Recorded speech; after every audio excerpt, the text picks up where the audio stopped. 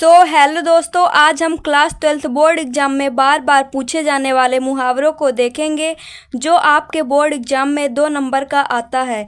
इसलिए वीडियो को स्किप मत कीजिएगा। आप सोच रहे होंगे 2 नंबर से क्या ही हो जाएगा, लेकिन याद रखो दोस्तों, बूंद बूंद से ही घड़ा भरता है। चलिए देख लेते हैं इम्पोर्टेंट मुहावरों को। पहला है अंधे की लाठी होना। जैसा कि आप सब जानते हैं कि जो लाठी होती है वो अंधे का सहारा होती है, इसीलिए इसका अर्थ निकलता है एकमात्र सहारा होना। चलिए अब हम इसका वाक्य प्रयोग देख लेते हैं। जैसे कि आपने सुना होगा कि जो श्रवण कुमार थे वो अपने माता पिता की सेवा करते थे, वो अपने माता पिता के एक बच्चे थे, तो उसी को रिलेट करके हम वाक्य प्रयोग करेंगे। तो चलिए देखते हैं वाक्य प्रयोग। श्रवण कुमार अपने माता पिता के लिए अंधे की लाठी थे। चलिए देखते हैं दूसरा नंबर। दूसरा है अपना उल्लू सीधा करना।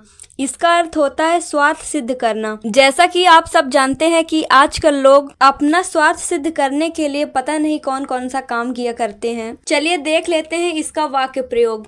आजकल के नेता चुनाव जीतने के बाद जनता को भूलकर अपना उल्लू सीधा करने में लग जाते हैं। जैसा कि आप सब जानते हैं कि पहले जब चुनाव के पहले नेता लोग आते हैं और बोलते हैं कि मुझे वोट दीजिएगा, फिर मैं आपके लिए बहुत अच्छा काम करूंगा। फिर जब वो चुनाव जीत जाते हैं तो लोगों को भूल जाते हैं, लोग जाए पानी भरने, उनसे क्या मतलब है। चलिए देखते हैं अगला है अपने पैरों पर खड़ा होना, जिसका अर्थ होता है आत्मनिर्भर होना। इसका वाक्य प्रयोग करते हैं। कॉलेज की पढ़ाई पूरा करते ही राहुल की नौकरी लग गई और वह अपने पैरों पर खड़ा हो गया।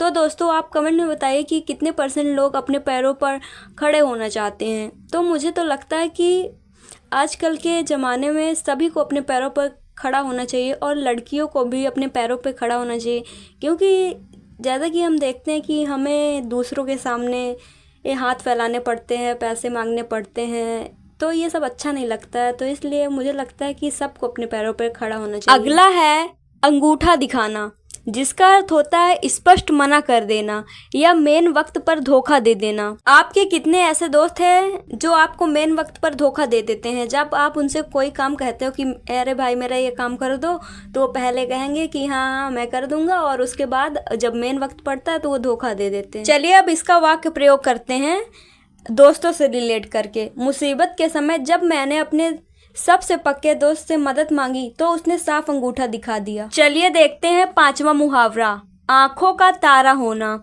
जिसका अर्थ होता है बहुत प्यारा होना या अत्यंत प्रिय होना। चलिए इसका वाक्य प्रयोग करते हैं। राम अपनी माँ कौशल्या के आंखों के तारा थे। जैसा कि आप सब को पता होगा, सभी बच्चे अपने माता पिता की आंखों के तारा होते हैं। चलिए देखते हैं अगला है आग में घी डालना, जिसका अर्थ होता है क्रोध को और बढ़ाना। चलिए देखते हैं इसका वाक्य प्रयोग। माँ पहले से ही रोहित के कम नंबर आने पर नाराज थी, उस पर छोटी बहन ने उसकी शिकायत करके आग में घी डाल दिया। जैसा कि आप सब देखते होंगे कि हमारे घर में छोटी बहन होती हैं, और अगर आप कोई गलत काम कर दो तो फिर जाके तुरंत मम्मी से शिकायत करती हैं। चलिए देखते हैं अगला है आ बैल मुझे मार, जिसका अर्थ होता है मुसीबत मोल लेना। चलिए इसका वाक्य प्रयोग देख लेते हैं।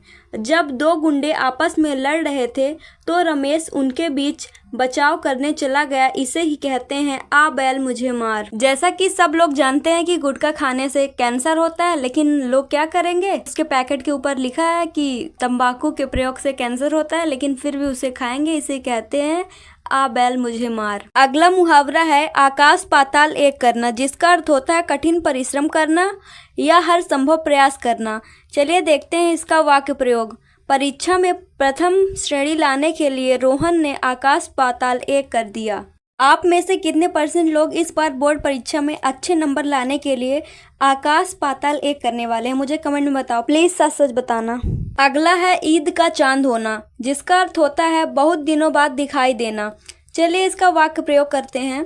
अरे भाई विकास, जब से तुम प्रयागराज गए हो ईद का चांद हो गए हो, महीनों बीत जाते हैं पर तुम्हारे दर्शन नहीं होते। आपके बचपन के कितने ऐसे दोस्त होंगे जो ईद का चांद हो गए होंगे? जब आप उनसे मिलते होंगे तो कहते होंगे अरे भाई तू तो ईद का चांद हो गया, तू तो आजकल दिखाई नहीं देता। चलिए देखते हैं अगला मुहावरा है उल्टी गंगा बहना, जिसका अर्थ होता है नियम के विपरीत काम करना। चलिए इसका देख लेते हैं वाक्य प्रयोग। कल परीक्षा है और राधिका किताब खोलने की बजाय दिन भर मोबाइल पर रील्स देख रही है।